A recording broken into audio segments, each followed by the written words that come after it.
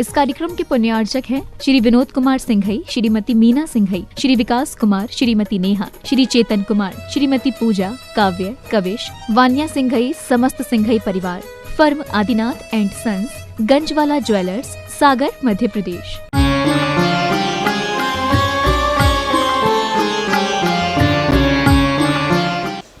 जो जीव इस संसार में अनादि काल से चारों गतियों में दुख उठा रहा था, इन चारों गतियों में तो अनेक प्रकार के दुख हैं।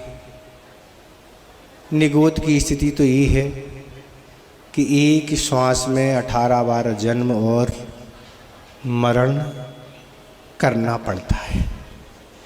जिस तरह आप मिक्सी का उपयोग करते हैं, मिक्सी कितनी तेज़ी से चलती है, इस तरह से इस जीव को मिक्सी की तरह जन्म और मरण करना पड़ता है। कितना?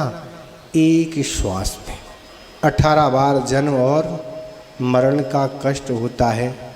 और नरकों की स्थिति तो और भयानक है कि वहाँ तो कोई सुख का साधन नहीं, दुख के अलावा वहाँ कुछ भी नहीं। मनुष्यों में भी अनेक प्रकार के दुख हैं, तिरंचों में भी अनेक प्रकार के दुख हैं।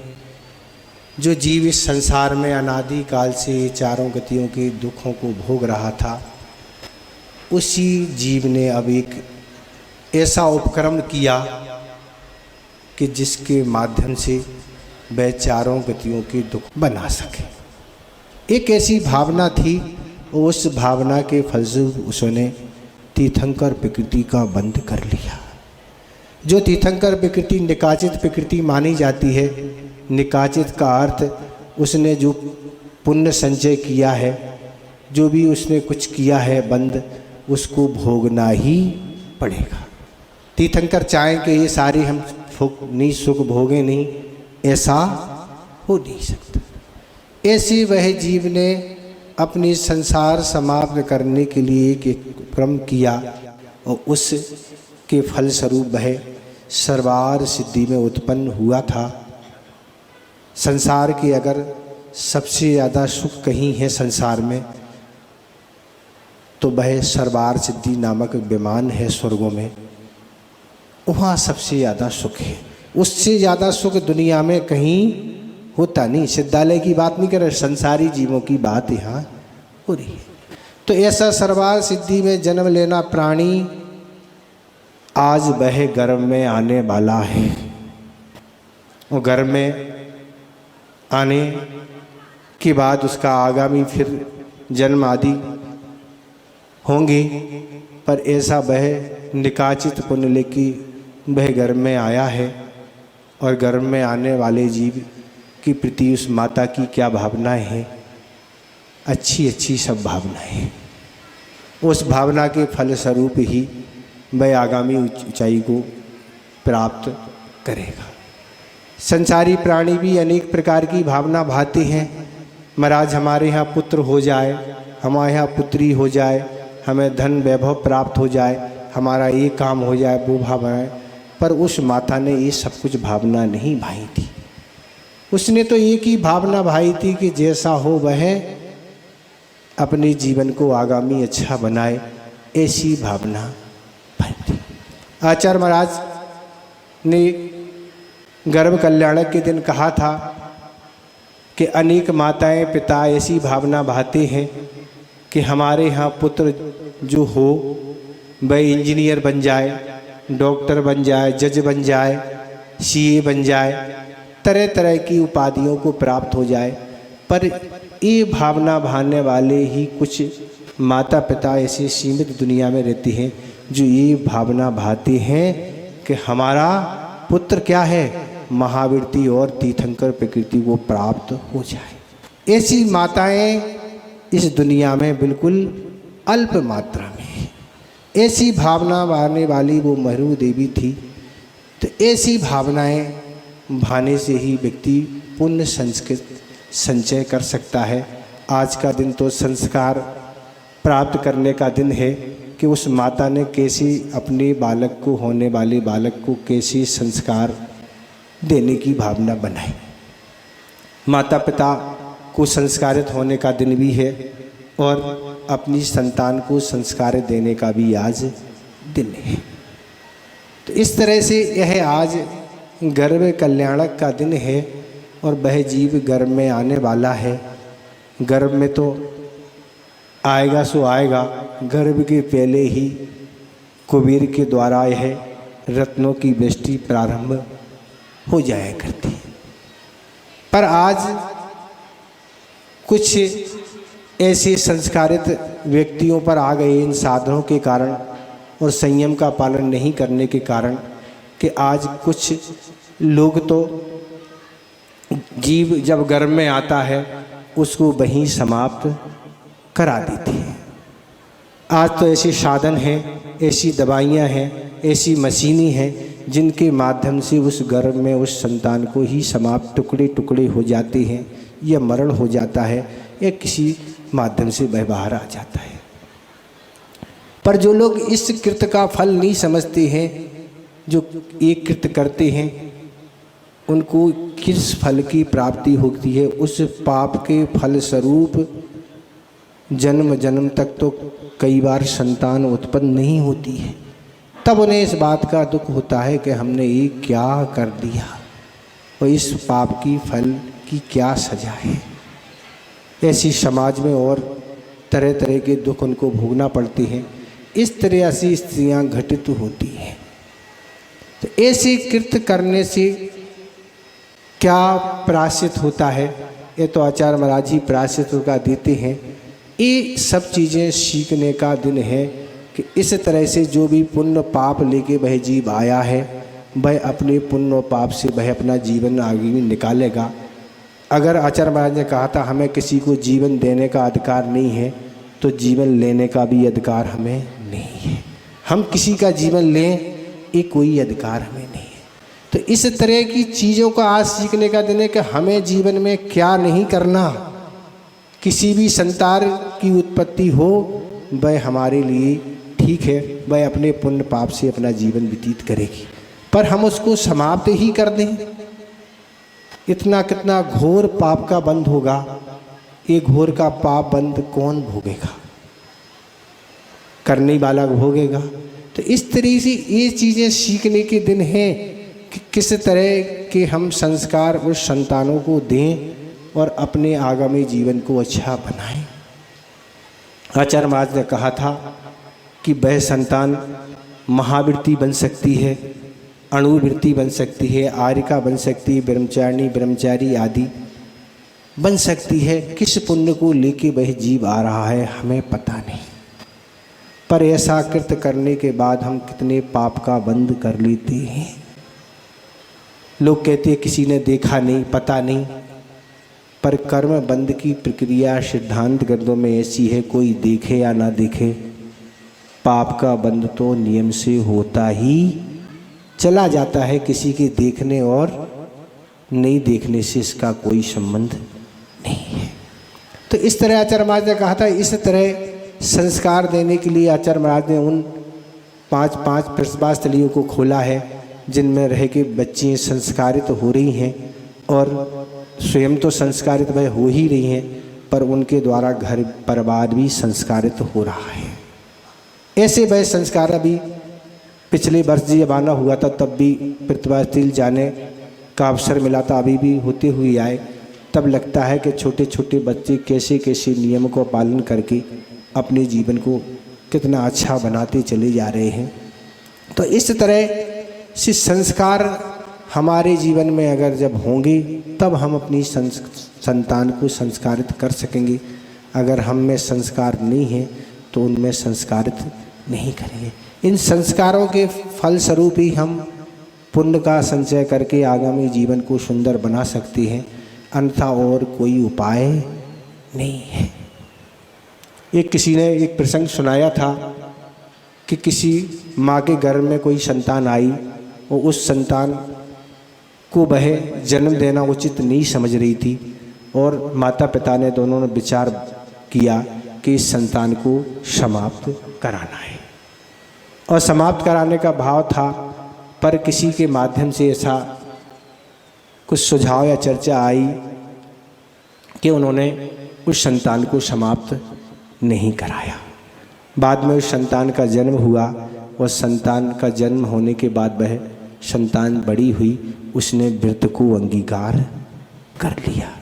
उन माता पिता को बड़ा पश्चाताप हुआ। उनने जाके महाराज जी से जाके कहा, महाराज जी हमारा ऐसे ऐसे समाप्त करने का विचार था, जब यह संतान गर्भ में थी, उसका हमें प्रायश्चित दें। उन्हें भारी पश्चाताप हुआ अपनी गलती पर कि हम कितना बड़ा अनर्थ करने वाले थे। तो ऐसे ही बहुत से संयम आज इस तरह से साधन निरंतर बढ़ते चले जा रहे हैं कि इन साधनों के सद्भाव में व्यक्ति किस तरह के पापों के करने के भाव कर लेते हैं। कर्म सिद्धांत तो यही कहता है, आप वह कार्य कर पाएँ या ना कर पाएँ, भाव मात्र से ही कर्म का बंध हो जाया करता है। जैसे ही आपने भाव किए, चाहे पुण्य हो या पाप हो, आपने जैसे ही भाव किए उस कर्म का बंध तुरंत हो जाता है। तो इस तरह के कृत्य से बचना चाहिए। क्या हम सोच रहे हैं, क्या हम कर रहे हैं, उसका फल हमें स्वयं ही भोगना पड़ेगा। भोगने के लिए कोई आने वाला नहीं है। ऐसे ऐसे भी कृत होते। आचार्य महाराज ने एक बार बताया था कि पहले की दादी दादा आदि होते थे, वह अपने नाती पोते आदियों को शाम को बैठ के सतियों महापुरुष की कथाएं सुना करती थी। पर आज ज़माना निरंतर बदल रहा है। आज लोग व्यक्ति मोबाइल टीवी और तरह तरह के साधनों में व्यस्त है। पहले का ज़माना था जो कथाओं के माध्यम से प्रसंगों को सुनाकर उन अपनी संतानों को शिक्षित करते थे, संस्कारवान बनाते थे। पर ये सब चीज़ें उठ चुकी हैं। मोबाइल और इन टीवियों आदि के ज़माने में ऐसा साहित्य, इस तरह की चर्चाएं, इनके माध्यम से व्यक्ति धर्म से निरंतर दूर हो रहा। जब निरंतर धर्म से वह दूर हो रहा है तो आगामी पर्याय में क्या है, उसको पाप का फल ही भोगना पड़ेगा। पुण्य का उदय आने वाला नहीं है। जो बोएगा वही काटना पड़ेगा। तो आचार्य महाराज का इस तरह का कहना था कि ऐसे धर्म की प्रवृत्ति पूर्व समय में हुआ करती थी कि स्वयं तो माता पिता संस्कारवान होते थे, पर संतान को भी संस्कारवान बनाते थे। अगर संतान भी संस्कारवान नहीं है, आप सोचो हमारा अंतिम समय अच्छा निकल जाए, बुढ़ापे में कोई परेशानी होती है तो संतान के सहयोग से हमारा जीवन अच्छा बन जाए। पर आज तो यही स्थिति है, घर में संतान कोई रखने नहीं चाहता। महाराज संतान हुई, कुछ बड़ी हुई बाहर पढ़ने के लिए और बड़ी हुई तो फिर सर्विस। तो क्या हुआ, अब बच्चे संस्कारवान बनेंगे कैसे जब आपके साथ है ही नहीं। तो संस्कार क्या देंगे आप, और आपके आगामी जीवन में जो भी कुछ सहयोग मिलने वाला है वह सहयोग कौन देगा। इस तरह की आज प्रवृत्ति निरंतर बढ़ती चली जा रही है। और आप अपने आप को भाग्यशाली समझ रहे हैं कि महाराज हम बहुत भाग्यशाली हैं, बड़े पुण्यशाली हैं। तो इस तरह की प्रवृत्तियों को अगर हम नहीं सुधारते हैं तो निरंतर हमें क्या पाप का ही बंध होगा। तो इस तरह की अगर संतान को हम संस्कारित करना चाहते हैं तो इस तरह के अगर हम वर्तमान योग का स्वाध्याय स्वयं करेंगे, उन सतियों की कथाएं पढ़ेंगे, उन महापुरुषों की कथाएं पढ़ेंगे, वो उनको सुनाएंगे तो हमारा भी जीवन अच्छा बनेगा, वो उनका भी जीवन अच्छा बनेगा। ये सारी चीज़ें संस्कार के रूप में होना चाहिए। ये सारी स्थिति जैसे श्रीमती और मल्लप्पा जी ने क्या संस्कार दिए सोचो। कहती थी तीनों भैया निकल गए, अब तो लाइन बदल ही गई, तीनों नहीं अब तो चारों भैया निकल गए। ये स्थिति है। तो ये सारे संस्कारों की बात है कि एक सागर महाराज ने अभी कभी प्रवचन में सुनाया था कि हम तो बहुत छोटी उम्र में ही संस्कारवान हो गए। कि आचार्य महाराज भी जब घर में थे और ये भी घर में थे, तब से ही उन्होंने धार्मिक संस्कार इन दोनों भाइयों में डाल दिए। योग सागर महाराज से एक दिन हमने पूछा जब संग में थे कि आचार्य आपने दीक्षा कैसे ली। तो फिर उन्होंने बताया कि हम लोग जब आचार्य महाराज राजस्थान में विहार कर रही थी तो महावीर जी के पहले हम लोग सारा परिवार वहाँ हम लोग आए, इस भाव से कि आचार्य महाराज के पास रहेंगे और अच्छे से अतिथि संभाग व्रत का पालन करेंगे। तो हम लोग जैसे रास्ते में आए, धीरे धीरे चलते हुए आचार्य महाराज के साथ हम लोग महावीर जी आ गए। वो महावीर जी में प्रतिदिन हम लोग अतिथि संभाग व्रत का पालन करते थे। गर्मी का समय था और बहुत सारा समय व्यतीत हो गया। एक दिन हम दोनों भाइयों ने कहा कि आचार्य महाराज बहुत दिन हो गए, अब घर जाना है। तो आचार्य महाराज ने कहा, जिस घर तुम जा रहे हो उस घर में हम भी रहते थे। जो जिस काम करने को तुम जा रहे हो, खेती बाड़ी, वही काम हम भी करते थे। इसी काम में क्या अपना पूरा जीवन निकाल दोगी? क्या अपने कल्याण के बारे में भी कुछ सोचोगी? क्या कल्याण तुम्हें करना है कि नहीं? तो हम दोनों ने कहा हाँ करना है कल्याण। तो बताएं आप क्या क्या करना है? तो आचार्य महाराज से जब कहा कल्याण करना है, तब आचार्य महाराज ने उस कल्याण का उपाय बताया और हम दोनों भाइयों ने तुरंत ब्रह्मचारी व्रत के लिए निवेदन कर दिया और आचार्य महाराज ने दोनों को ब्रह्मचारी व्रत दे दिया। बहनों का तो पहले हो गया था। तो इस तरह से बलप्पा और श्रीमती जी भी अपने कल्याण के मार्ग में जुट गए। इस तरह सारा का सारा परिवार धर्ममय बन गया। तो इस संस्कार की बात है। अपन कहे महाराज हम उन जैसे नहीं बन सकते। आप पुरुषार्थ तो करें। आज की संतान, आज का युग अलग है, आज की युग की सोच अलग है। युग की सोच और संतान की सोच कुछ भी हो, पर अगर आप इस तरह का पुरुषार्थ करते हैं संस्कारवान बनाने का, भली वह संस्कारवान बने या न बने, पर आप तो पुण्य का संचय कर ही लेंगे। आपको तो पुण्य का संचय होगा ही। भावना मात करने से पुण्य संचय हो जाता है और भावना मात पाप की करने से भी पाप का बंध हो जाया करता है। आप संक्षेप सार से समझ लें कि ऐसे संस्कार जैसे माता पिता तीर्थंकर के माता पिता ने दिए, इसी तरह के हम संस्कार अपने को दें, बच्चों को दें और भी अपन से संबंधित उनको दें और अपने आगामी जीवन को अगर अच्छा बनाएं तो सब कुछ अच्छा है। नहीं तो केवल समय ही निकल रहा है, बाकी कुछ हो नहीं रहा। पर आचार्य महाराज ने कहा था कि समय को नहीं काटना है, कर्मों को काटना है। ये मनुष्य पर आए कर्मों को काटने के लिए मिली है, पुण्य को संचय करने के लिए मिली है। केवल समय को काटने के लिए महाराज बस अब 2 दिन निकल गए, अब 5 दिन और बचे हैं ना। वो तो 5 का 500 दिन भी निकल जाएंगे। वो कोई दिन की बात नहीं, दिन तो निकल जाएंगे। पर उन दिनों में हमें क्या करना चाहिए, उन चीज़ों का विचार करने का दिन है। कर्म तो यूँ कट जाएंगे, ऐसा भी नहीं है कि कर्म यूँ कट जाएंगे। समय ज़रूर कट जाता है, कर्म इतनी जल्दी नहीं कटती है। तो इस तरह से अपने जीवन को अगर अच्छा बनाना है तो इन कार्यक्रम को देख के चिंतन विचार करके अपने संस्कारों को अच्छा करना होगा। अपने संस्कार अच्छे बनाना होंगे तो आप देखेंगे कितनी अच्छाई आपके जीवन में आ जाएगी। इतने ही हम पर्याप्त समझते हैं। अहिंसा परमो धर्म की।